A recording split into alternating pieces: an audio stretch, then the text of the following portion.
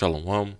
First and foremost, call Halal Yamla, Yahweh, Ba'ashem Yahweh Shai, Ba'ashem Harakhakwadash. Double honors to the apostles, the bishops, and the elders of Great Millstone, from whom I learned this truth from. And also peace and salutations to the hopeful elect of the nation of Israel, scattered throughout the four corners of the earth. And the title of this video is going to be Kings and Priests. All right, Kings and Priests. Which is a topic that we find, especially right here in Revelation, the 5th chapter. Okay, pretty much as it goes into, the books with 7 seals, which is ultimately talking about the scriptures.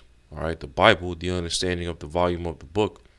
All right, and pretty much as it goes into, when you're reading this chapter from verse 1 on down, and ultimately goes into how Yahweh Shai, the Lamb, was worthy to open up the seals.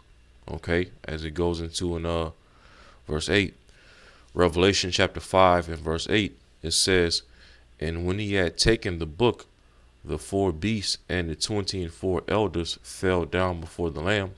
Okay, high level ranking angels, falling down and bowing before the Lamb. And of course, when you're reading this chapter, who is the Lamb that is speaking of? Yahweh Shai. Okay, Yahweh Shai. It says, having every one of them harps and golden vials full of odors, which are the prayers of the saints. Verse 9, all right, and the saints are Israelites. I did a lesson about maybe a week ago or a few days ago, going into the understanding of the saints / Israelites, the saints / elect, all right, that the Bible talks about. Okay, it's all talking about Israelites. But it says, verse 9, Revelation 5, verse 9, "And they sung a new song, saying, Thou art worthy to take the book, and to open the seals thereof, for thou wast slain, and hast redeemed us." All right, who's the us? Israel, starting with us, the hopeful elect. Okay, thou hast redeemed us to the Most High Yahweh by thy blood out of every kindred and tongue and people and nation. Okay, so Yahweh Shai, through his blood, through his sacrifice, his resurrection, and ultimately being brought back up to the right hand of the Father, Yahweh. Yahweh Shai was worthy to open the seals thereof. Okay, to open the understanding of the scriptures, ultimately to us, the hopeful elect, the remnant, that have received the Holy Spirit, all right, by the Most High through Yahweh Shai in his outer days. Okay, and just to prove real quick that, okay, the seals, all right, the seals of the scriptures, the seals of the book, the understanding of the scriptures will be opened up specifically fully in these outer days. All right, just to prove that real quick, when we go to Daniel chapter 12, all right, the time of the end, as you see right here, Daniel chapter 12 and verse 4, it says, "But thou, O Daniel, shut up the words and seal the book, even to the time of the end. Many shall run to and fro, and knowledge shall be increased." Okay, and let's real quick read this in the AMP Bible, the AMP Bible.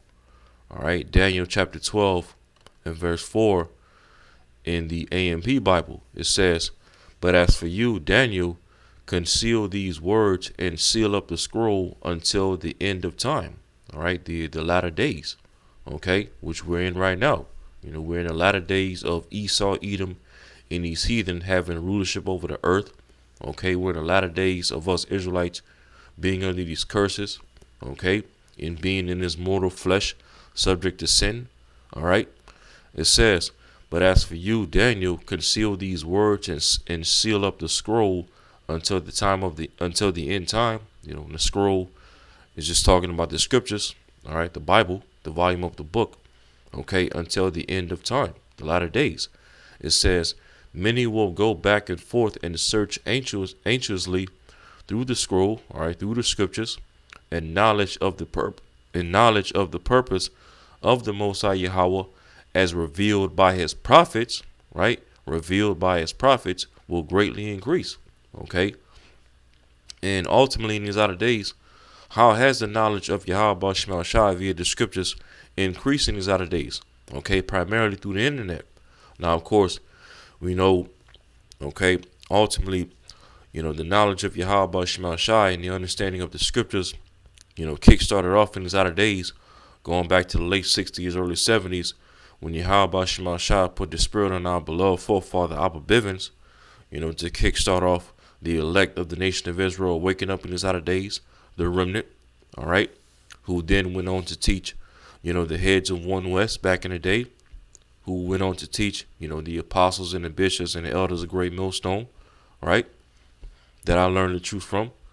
And then eventually, around 2007, the apostles of Great Millstone got on the internet, got on YouTube, and pushed the word on YouTube, okay?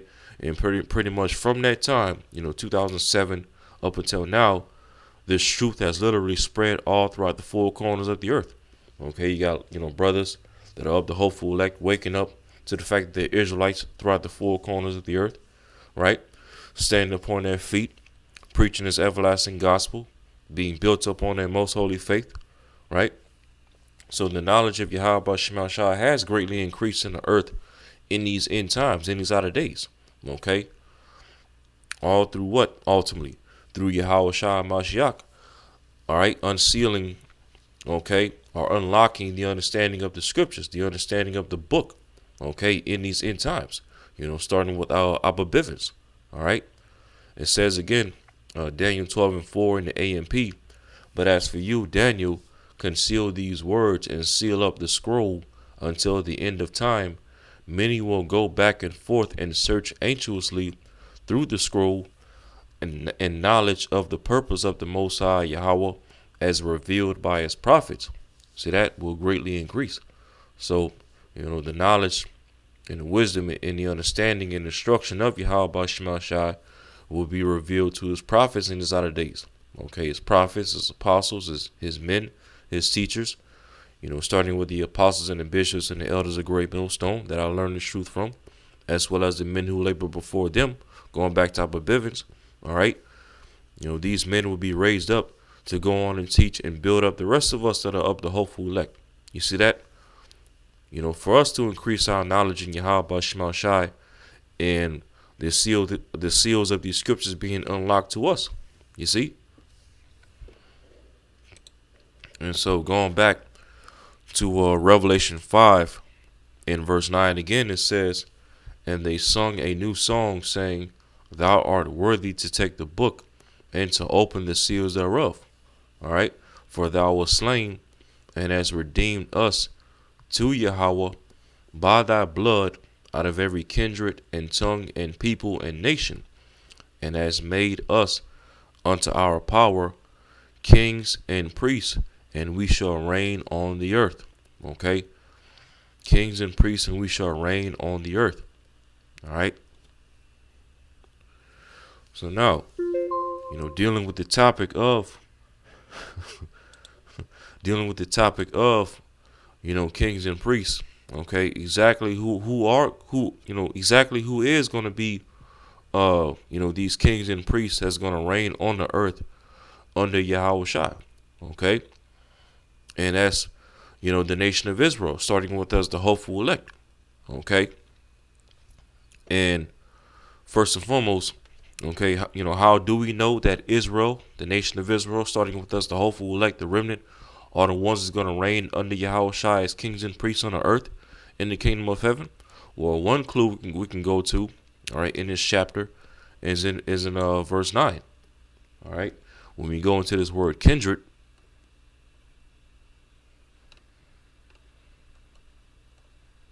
all right, the word kindred in Revelation 5 verse 9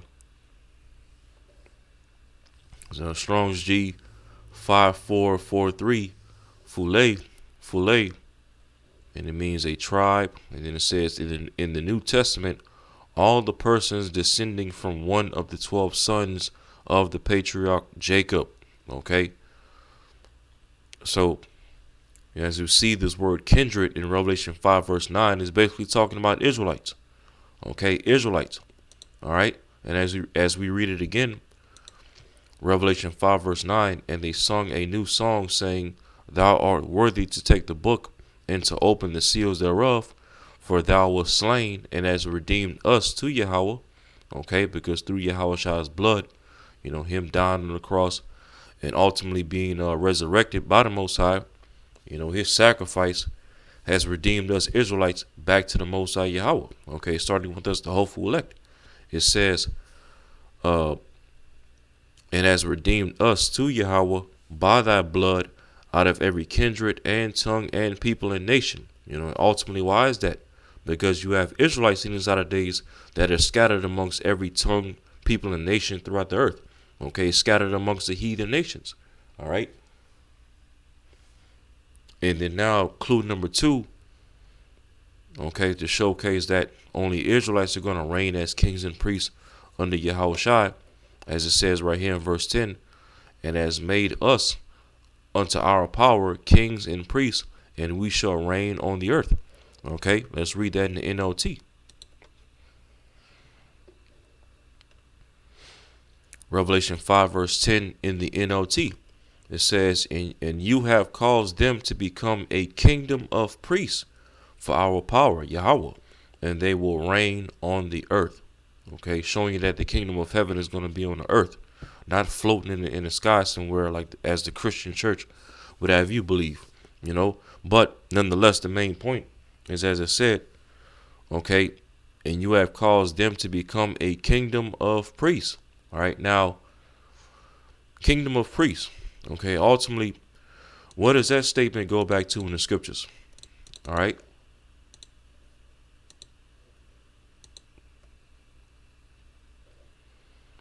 Exodus 19 in verse 5.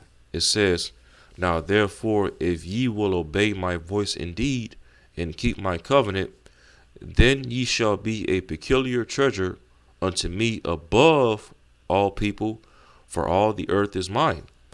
And ye shall be unto me a kingdom of priests, and an holy nation.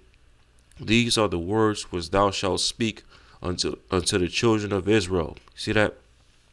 So Yahweh Shema Shai, okay, the concept of, kings and priests and ruling as kings and priests under Yahweh Shai, and being a kingdom of priests under Yahweh Shema Shai, okay, that's a concept that's only for the Israelites. Okay, and as we see right here, that's a concept that, or a plan that Yahweh Shema Shai had for us Israelites. Okay, going all the way back to the law right here. Okay, even in the law, Yahweh Shema Shai had intentions for ultimately making his people, the nation of Israel, his peculiar treasure above all people, to be a kingdom of priests and a holy nation on earth. Now, of course, under that first covenant, were all 12 tribes, able to be, a kingdom of priests? Were all 12 tribes, did all 12 tribes have access to the priesthood or the kingship under that first covenant? Okay, the answer is no. All right, because under that first covenant, it was only the Levites that were given the priesthood. All right, which, we read about that ordinance here in Numbers 3. Okay, Levites to be priesthood.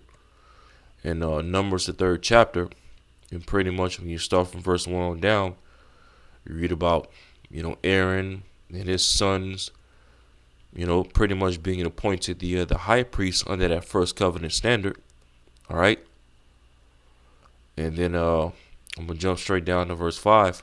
Numbers chapter 3 and verse 5, it says, And the Lord Yahweh spake unto Moses, saying, Bring the tribe of Levi near, and present them before Aaron the priest. Okay, the Aaron the high priest and his sons, that they may minister unto him. Okay, because pretty much the Levitical priesthood would help out the high priesthood after Aaron. Okay, that was all according to that first covenant standard. It says, and they shall keep his charge and the charge of the whole congregation before the tabernacle of the congregation, to do the service of the tabernacle, Okay, offer up the animal sacrifices. Light the incense, bake the shewbread. Deal with the menorah. Lighten up the candlesticks of the menorah. Lighting up the incense in the temple. Okay, the different services that came with operating in the temple. All right, that was only given to the Levites, as we're reading of right here. It says, verse 8, and they shall keep all the instruments of the tabernacle of the congregation. All right, the menorah, the shewbread, the incense. All right, the things that we kept holy in the temple. Right, it says, and the charge of the children of Israel to do the service of the tabernacle. And thou shalt give the Levites unto Aaron and to his sons. They are wholly given unto him out of the children of Israel. All right. Verse 10. And thou shalt appoint Aaron and his sons, okay, and they shall wait on their priest's office. All right. And the stranger that cometh nigh shall be put to death. All right. And when it says the stranger that cometh nigh, the stranger, okay, all you got to do is just read this verse in the NLT. Numbers 3 verse 10 in the NLT, it says, appoint Aaron and his sons to carry out the duties of the priesthood, all right, the high priesthood. But any unauthorized person who goes too near the sanctuary must be put to death. Okay, so that's the stranger that is speaking of in the KJV. It's just simply talking about an unauthorized person, okay, i.e. an unauthorized Israelite, okay, an Israelite from a tribe outside of Levi, right? Because again, as we're going into in the chapter right here, only the Levites were appointed the priesthood and were able to do this, the different duties and the sacrifices within the temple / tabernacle, okay? It was appointed to Aaron and his sons to be the high priesthood under that first covenant standard. All right, no other tribe was authorized to be priests and deal with the different services in the tabernacle and the temple under that first covenant. You see that? And so, as a reading, okay, only the Levites were appointed the priesthood, all right, and the sons of Aaron, the high priesthood under that first covenant standard, right? And as far as the kings, okay, ultimately under that first covenant standard, pretty much all the righteous kings amongst our nation primarily came out of Judah, okay, through David, through Solomon, all right, through the royal seed of David out of Solomon, okay, because pretty much when you go into the history of our forefathers, our first official appointed king was who? Saul. But Saul didn't do right, and the Lord ultimately knocked him off from kingship, okay, for his rebellion. And then after that, after Saul, you had King David, who was king over all Israel, over all 12 tribes, pursuant to 2 Samuel, the 5th chapter. And then after David, Solomon sat on his throne, okay, in which you read about in 1 Kings. And then, of course, after the death of King Solomon, in 1 Kings, the 11th chapter, due to Solomon's sins and going off and bowing to the gods of the heathen, the Lord ultimately split our nation into two, northern kingdom and southern kingdom. And pretty much when you go into the history of the kings of the northern tribes, none of the northern tribe kings did right. Okay, they all did wicked. All right, but yet when you go into the history of the tribes of the southern kingdom, all right, Judah, Benjamin, and Levi, all right, the kings of the southern kingdom came out of Judah, out of the royal seed of David through Solomon, and majority of them did wicked as well. Okay, some did pretty good. Some were righteous, some were better than others. All right, but the majority of the kings of the southern kingdom went off. All right, and eventually, we went into captivity, under the Assyrians and the Babylonians, and so on and so forth. So, under that first covenant standard, not all the tribes were open to be, or were allowed, rather, shall I say, to be priests under that first covenant, because it was only appointed to the Levites. But then, as far as the kingship, pretty much all the righteous kings of our nation came out of Judah. Okay, only Judah. All right. So one question you would have to ask. All right. Ultimately, how and when is all 12 tribes going to be a kingdom of priests and a holy nation before Yahweh Shema Shai? Okay, well, that's ultimately going to come, all right? That's ultimately going to come under Yahweh Shai when Yahweh Shai sets up the kingdom of heaven, all right? All right, and real quick, I want to bring out some points, okay? Let's go to Second Chronicles.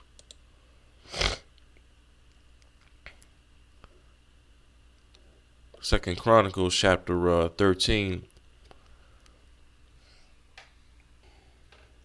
and verse 5. It says, ought ye not to know that the Lord Yahweh, power of Israel, gave the kingdom over Israel to David forever, even to him and to his sons by a covenant of salt. All right, because ultimately, the Lord had ordained for pretty much all the righteous kings of our nation to ultimately come out of David. All right, our forefather King David, via a covenant of salt. Now, when you deal with salt, all right, one of the uses of salt was, not only just to add flavor to whatever food that you're eating, but ultimately salt was in the ancient times was used as a preserving agent. Okay, a preserving agent for your food, or whatever it is that you use salt to preserve. Okay, as a matter of fact, let's see if it even brings it out in the Hebrew. This word salt.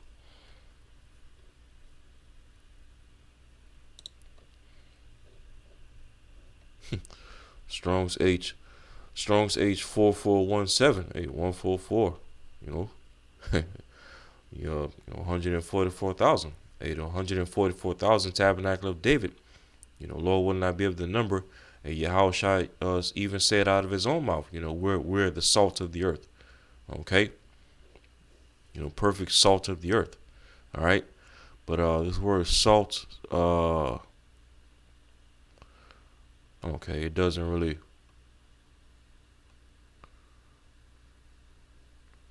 give you much.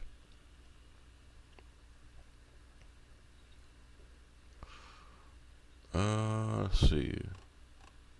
Let's see if we can go down here. Let's see.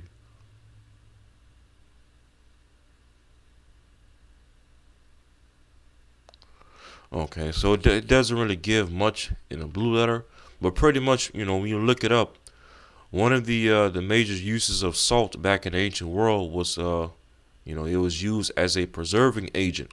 Okay, to preserve food, right? Because back in the ancient world, they didn't have refrigerators and deep freezers like we have today in this time to preserve their food and their leftovers and things like that. So what did they do? They used salts to preserve their food and their leftovers. So basically, putting it in context with the Second Chronicles 13 and 5 again, ought ye not to know that the Lord Yahweh power of Israel, gave the kingdom over Israel to David forever. Okay, all 12 tribes, even to him and to his sons by a covenant of salt. Okay, and why does it call it a covenant of salt? Because ultimately the Lord Yahweh Shema Shai ordained for the kingship of our nation to ultimately come out of Judah, all right, out of David in his loins, through Solomon, through his royal seed. Okay, and real quick, let's get Psalms 89.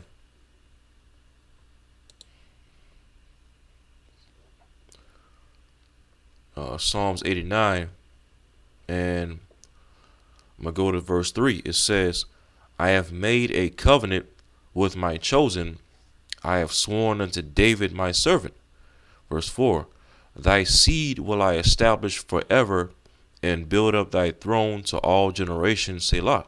Okay, and of course, in the history, what seed of David did the Most High set up over his throne after the death of David? Okay, we know it's Solomon.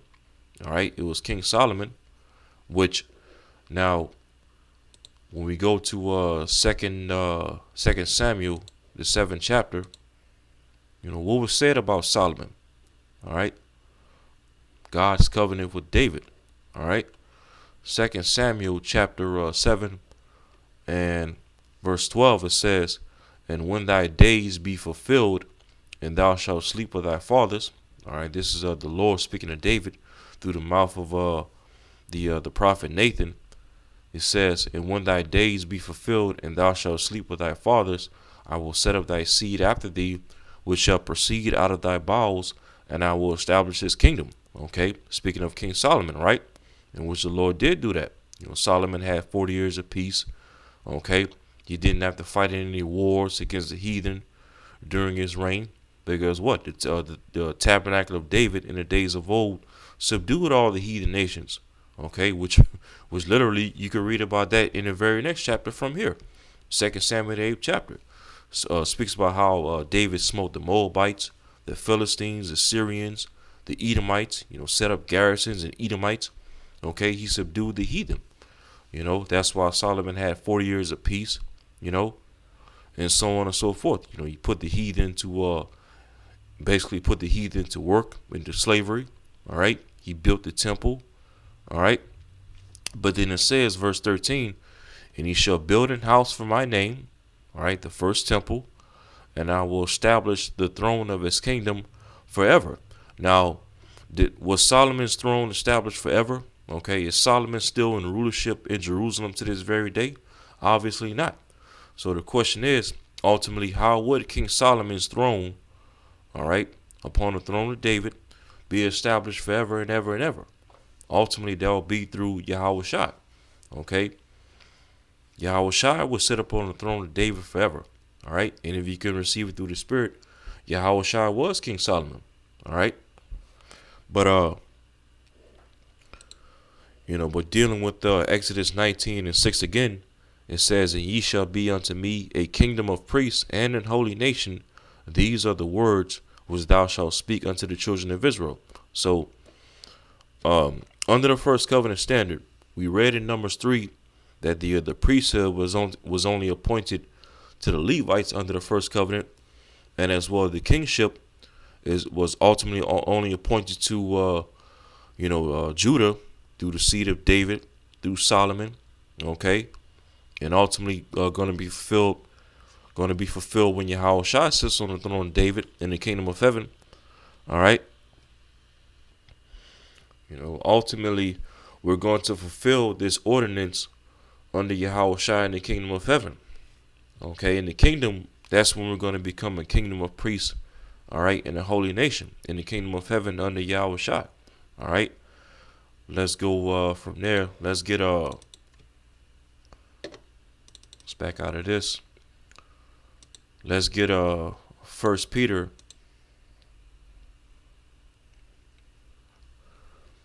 1 Peter chapter 2 and verse 9. It says, "But ye are a chosen generation, a royal priesthood, and holy nation, a peculiar people, that ye should show forth the praises of him who hath called you out of darkness into his marvelous light." Okay, so the Apostle Peter, said what? Again, "But ye are a chosen generation, a royal priesthood, and holy nation, a peculiar people." Okay, now of course, who did the Apostle Peter write this epistle to exactly? Okay, the first epistle of Peter. Who is Peter saying this to ultimately? Okay, this royal priesthood, this holy nation, this peculiar people.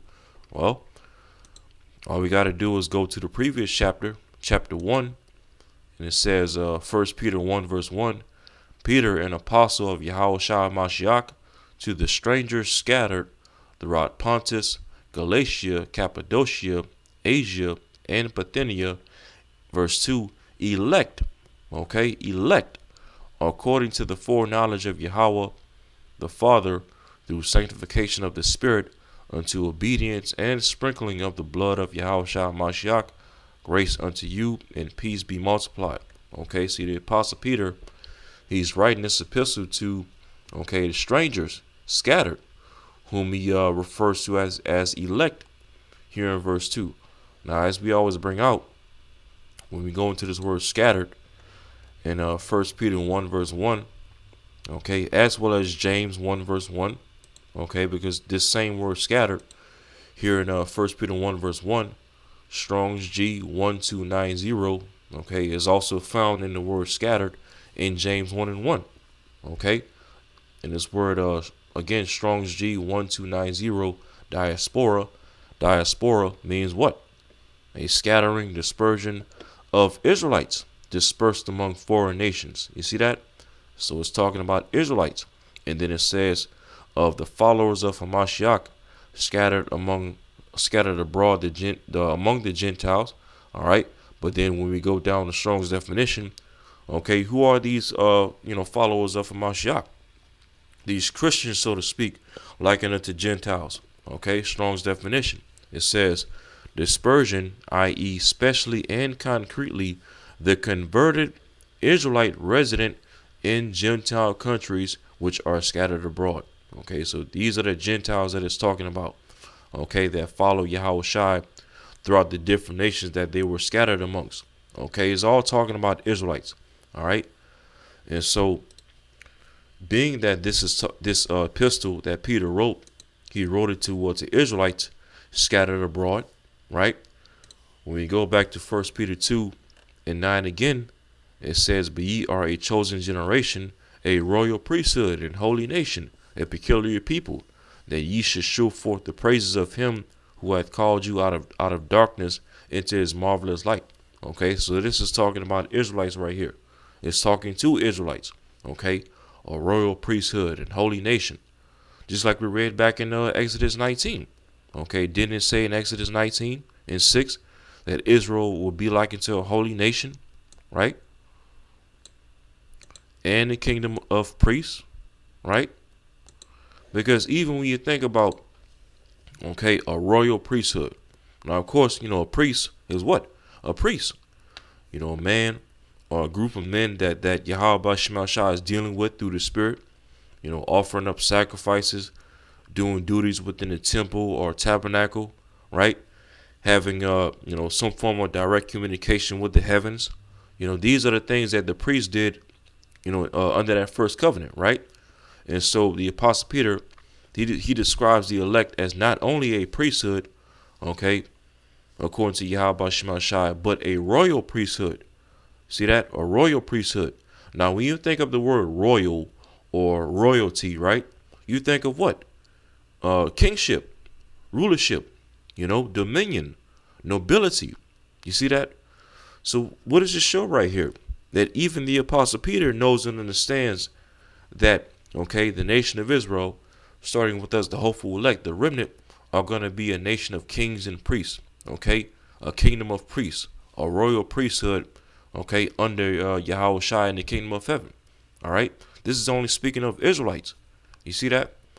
So, as we're pretty much going into, Revelation 5 verse 10, and has made us unto our power Yahweh kings and priests, and we shall reign on the earth.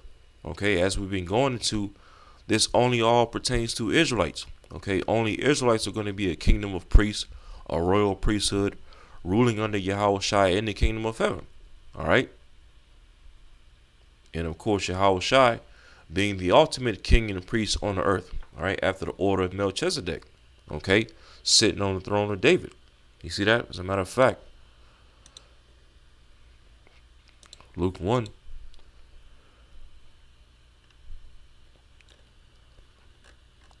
Luke chapter 1 and verse 31. It says, "And behold, thou shalt conceive in thy womb."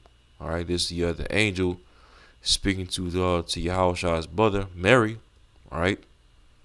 It says, "And behold, thou shalt conceive in thy womb and bring forth a son, and shall call his name Yahweh Shai." All right. "He shall be great, and shall be called the Son of the Highest, and the Lord Yahweh shall give unto him the throne of his father David." You see that? Showing you that Yahweh Shai is going to fulfill what was said to David in 2 Samuel the 7th chapter that we read earlier. Because Solomon, all right, obviously Solomon couldn't sit on David's throne forever, his father David's throne forever, because Solomon is not in rulership in Jerusalem to this very day. So ultimately, how would Solomon sit on the throne of his father David forever? Okay, well, that will be fulfilled through Yahweh Shai, as we're reading of right here. And again, if you can receive it through the Spirit, Yahweh Shai was King Solomon. All right. And it says, verse 33, Luke 1, verse 33, and he shall reign over the house, and he shall reign over the house of Jacob forever, and of his kingdom there shall be no end. All right. Because Yahweh Shai's kingdom, the kingdom of heaven, all right, which by default is the kingdom of Jacob, is going to be an everlasting kingdom, okay, an eternal kingdom. All right. From there, let's go to Ezekiel 37.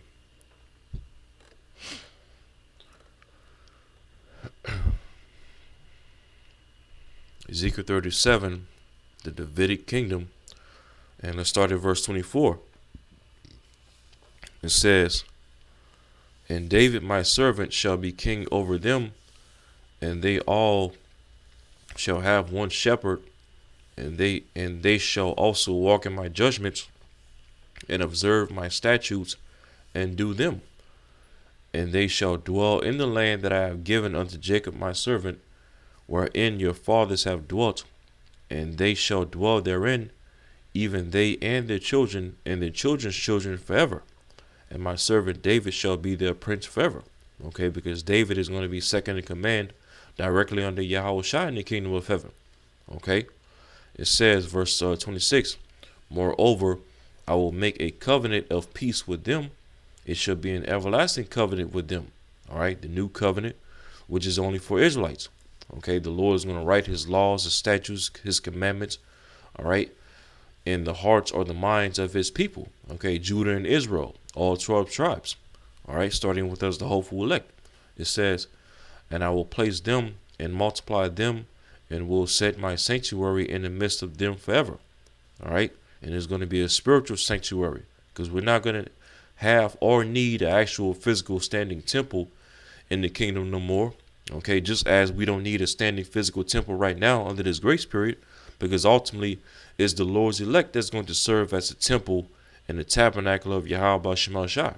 Okay, the place or the body where the spirit of Yahweh Shema Shai is going to be most dealing with amongst his people. You see that? We the hopeful elect are likened to the sanctuary or the tabernacle or the temple of Yahweh Shema Shai. All right. It says, verse 37, my tabernacle also shall be with them. See that? Showing that we're not going to need or have an actual standing physical temple or tabernacle, because we, the nation of Israel, starting with us, the hopeful elect, are going to be the Lord's tabernacle. It says, again, my tabernacle also shall be with them. Yea, I will be their power, and they shall be my people. Verse 28, and the heathen shall know that I, the Lord Yahweh, do sanctify Israel, when my sanctuary shall be in the midst of them forever. Okay, showing you what? That no heathen, okay, the actual heathen nations will not serve as kings and priests under Yahweh Shai in the kingdom of heaven. Okay, the Lord is gonna make known to his heathen that he's gonna sanctify his people, Israel, all right, before the eyes of these heathen. Okay, and let's go into this word sanctify.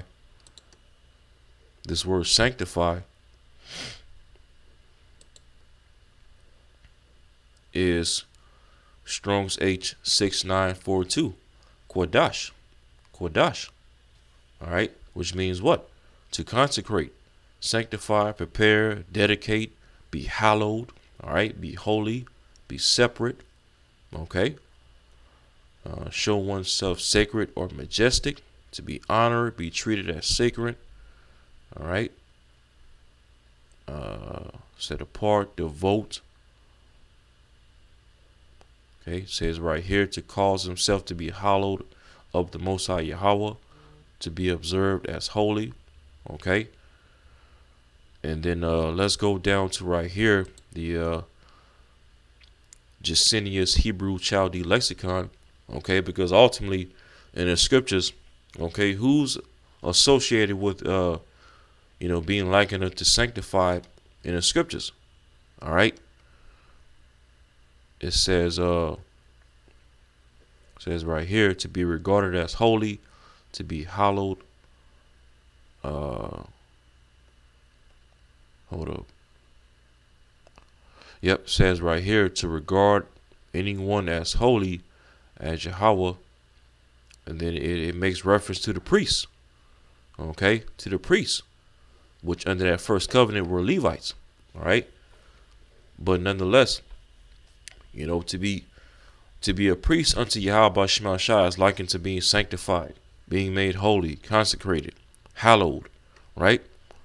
And it even says again right here to consecrate a priest, all right? The altar, the temple. Then it says right here that the people of Israel, all right? It says right here, consecrated, used of priests and holy things, all right?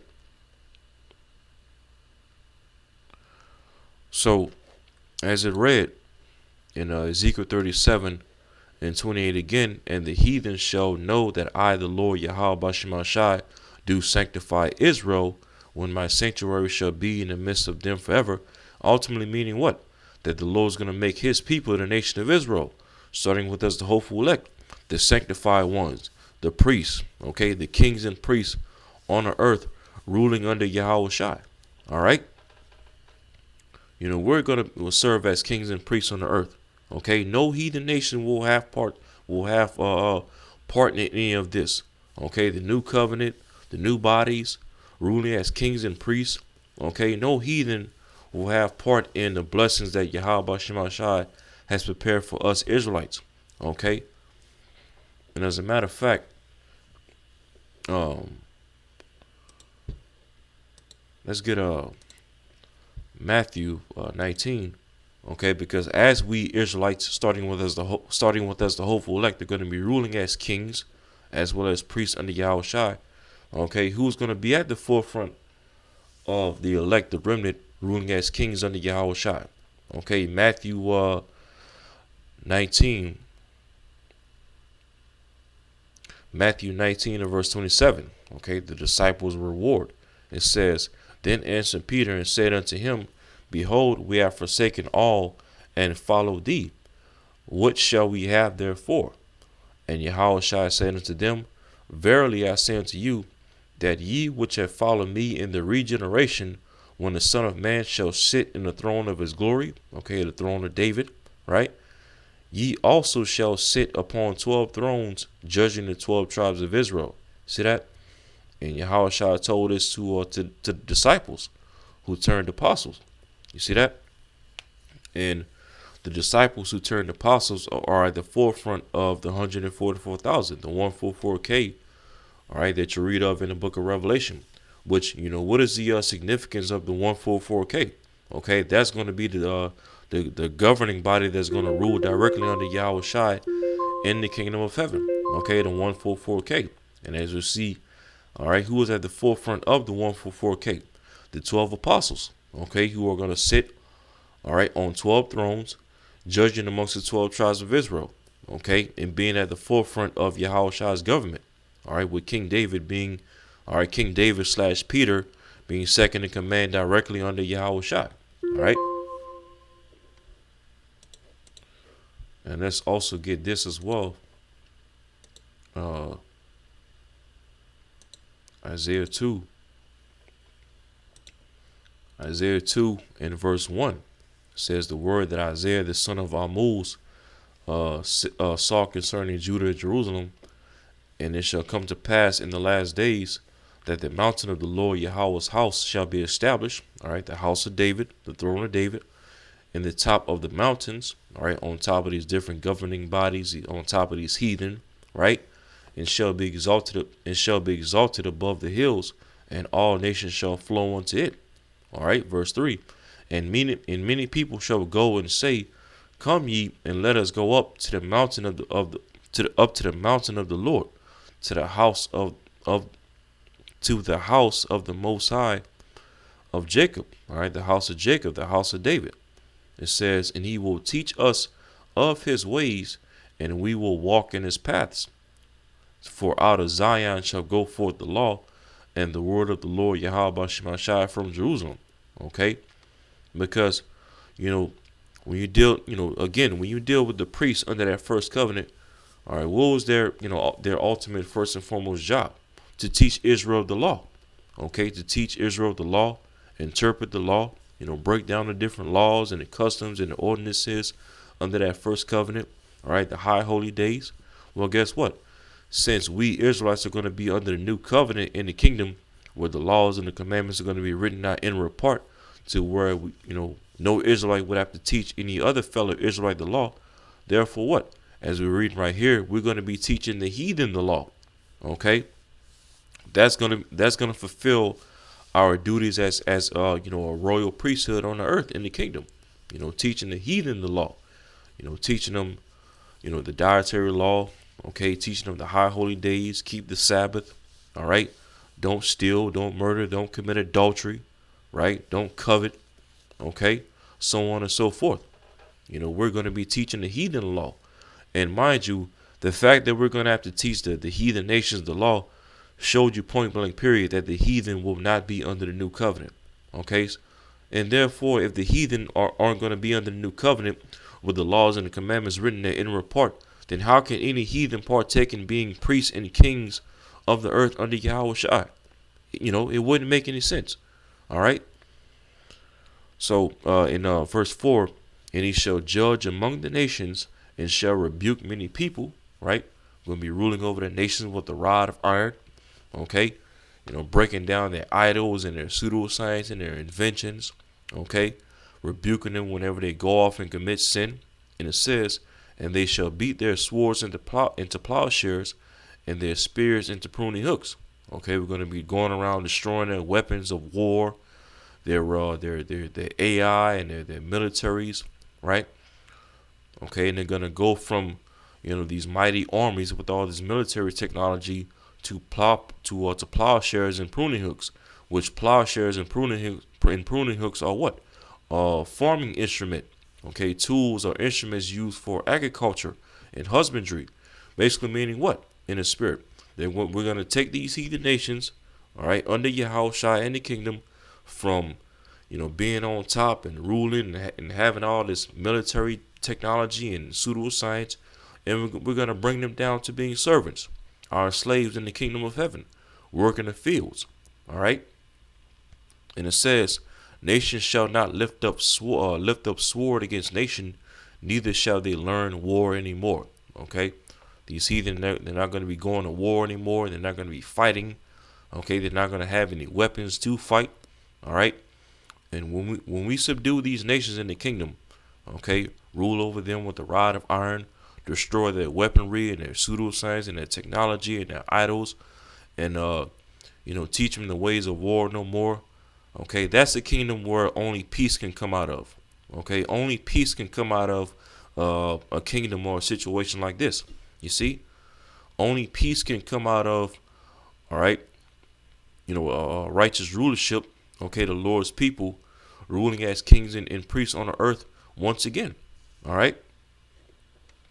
And I also want to get this in Wisdom of Solomon.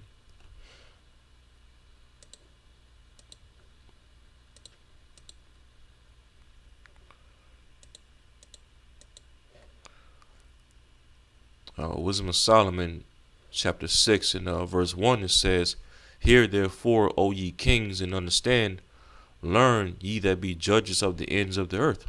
Okay, and these heathen in their rulerships and their councils and their nobles, they're not looking to rule the earth via the wisdom and instruction of Yahweh Shemashah. These heathen aren't looking to rule the earth as kings and priests under Yahweh Shemashah. They're looking to rule the earth according to their own laws and their own ways and their own customs and their idols and their pseudoscience and technology. Okay, and that's all led to what? The earth being defiled, destroyed. Okay, being in a corrupt state. All right, all under the rulership of Esau and these heathen nations. Okay, I'm gonna jump down to let's see.